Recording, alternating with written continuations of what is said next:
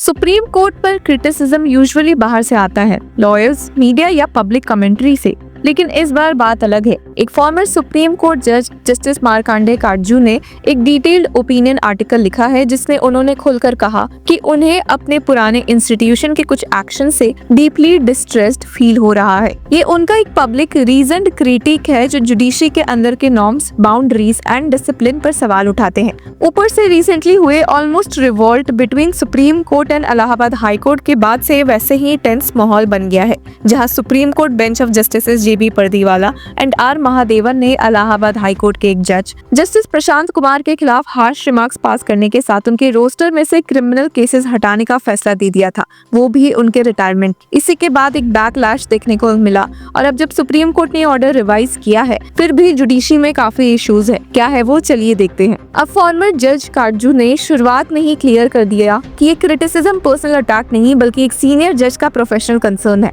और फिर वो एक एक पॉइंट पर अपनी बात रखते हैं। पहला पॉइंट, सुप्रीम कोर्ट के कुछ जजेस कोर्ट रूम में ज्यादा बोलते हैं।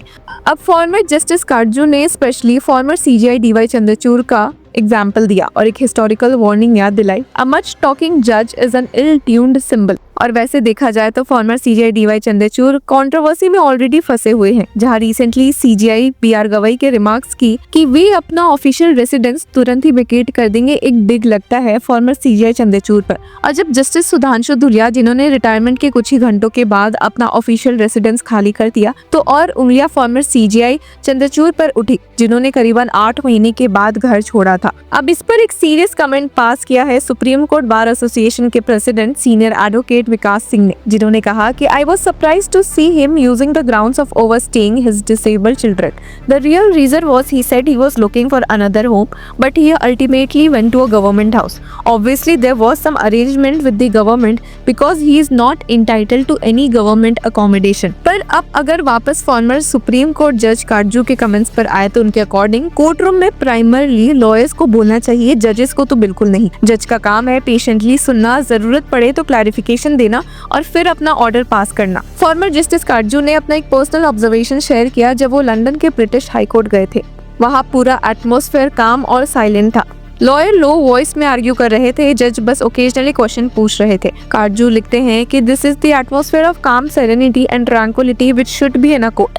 अब दूसरा पॉइंट कॉन्स्टिट्यूशन के स्ट्रक्चर पर था। फॉर्मर सुप्रीम कोर्ट जज काटजू ने आर्टिकल 227 का रेफरेंस दिया जो हाई कोर्ट को सबऑर्डिनेट जुडिशरी पर सुपरवाइजरी कंट्रोल देता है, लेकिन सुप्रीम कोर्ट के पास कोई ऐसा प्रोविजन नहीं है जो उन्हें हाई कोर्ट्स पर डायरेक्ट सुपरविजन या कंट्रोल का राइट दे। फिर भी वो कहते हैं कि कुछ सुप्रीम कोर्ट बेंचेस ऐसे ऑर्डर्स पास करते हैं जो इनडायरेक्टली हाई कोर्ट्स के काम में इंटरफेयर करते हैं, जैसे उन्हें कहना कि एक केस को एक फिक्स टाइम फ्रेम में डिसाइड करे। उनके खुद के वर्ड्स में ये करना अनकॉन्स्टिट्यूशनल है। अब तीसरा पॉइंट एक रीसेंट कंट्रोवर्सी से लिंक्ड है। इलाहाबाद हाई कोर्ट के जस्टिस प्रशांत कुमार को क्रिमिनल मैटर से हटा दिया गया था एक सुप्रीम कोर्ट बेंच के ऑर्डर के बाद। फॉर्मर सुप्रीम कोर्ट जज काटजू का कहना है कि रोस्टर का डिसीजन एक्सक्लूसिवली हाई कोर्ट के चीफ जस्टिस का डोमेन है। सुप्रीम कोर्ट जजेस के पास ये अथॉरिटी नहीं होती कि वो डिसाइड करे कौन सा हाई कोर्ट जज किस बेंच पर बैठेगा। ये सिर्फ एक थियोरेटिकल बात नहीं है, इस पर बड़ा प्रोटेस्ट हुआ। रिपोर्ट्स के मुताबिक 30 जजेस of the Allahabad high court have protested against the supreme court bench order.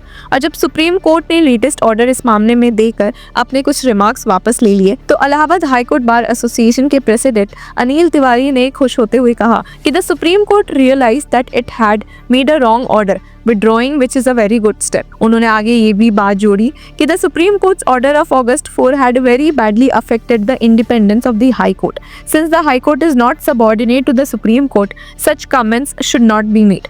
The Supreme Court realized the mistake and withdrew its comment। अब चौथा पॉइंट, सुप्रीम कोर्ट खुद पहले कह चुका है कि हाई कोर्ट्स को लोअर कोर्ट जजेस के खिलाफ स्ट्रॉन्ग रिमार्क्स पास नहीं करना चाहिए, स्पेशली बिना उन्हें सुने। लेकिन आयरॉनिकली इस केस में सुप्रीम कोर्ट के जस्टिस पर्दीवाला और महादेवन ने एग्जैक्टली यही किया। एक हाईकोर्ट जज के खिलाफ बिना हियरिंग दिए स्ट्रिक्चर्स पास कर दिए थे। पांचवा पॉइंट जो फॉर्मर सुप्रीम कोर्ट जज काटजू ने उठाया वो सबसे सेंसिटिव था, बेंच के अंदर का पावर डायनेमिक। काटजू कहते हैं कि रिटायर्ड सीनियर सुप्रीम कोर्ट जज ने उन्हें बताया कि जस्टिस महादेवन से जब पूछा गया कि उन्होंने ऐसा ऑर्डर कैसे साइन किया तो जवाब आया जस्टिस पर्दीवाला ने ऑर्डर डिक्टेट कर दिया बिना कंसल्ट के। अब काटजू के वर्ड्स थे कि ये तो डबल गलती थी, एक जस्टिस परदीवाला का बिना कंसल्ट किए ऑर्डर डिक्टेट करना और दूसरा जस्टिस महादेवन का बिना ऑब्जेक्शन किए अग्री कर लेना। जुडिशियल बेंचेस में सब इक्वल होते हैं। द जूनियर जज is not a dummy whose only job is to sign orders passed by his senior colleague, he is an equal member of the bench. अब उनका कहना है कि अगर जस्टिस महादेवन डिसएग्री कर दे तो उन्हें अपने सेपरेट ऑर्डर लिखना चाहिए था। इससे ना सिर्फ जुडिशियल इंडिपेंडेंस मेंटेन होती बल्कि इंस्टीट्यूशनल रिस्पेक्ट भी बनती। इस पूरे आर्टिकल का एक अंडरलाइन थीम है,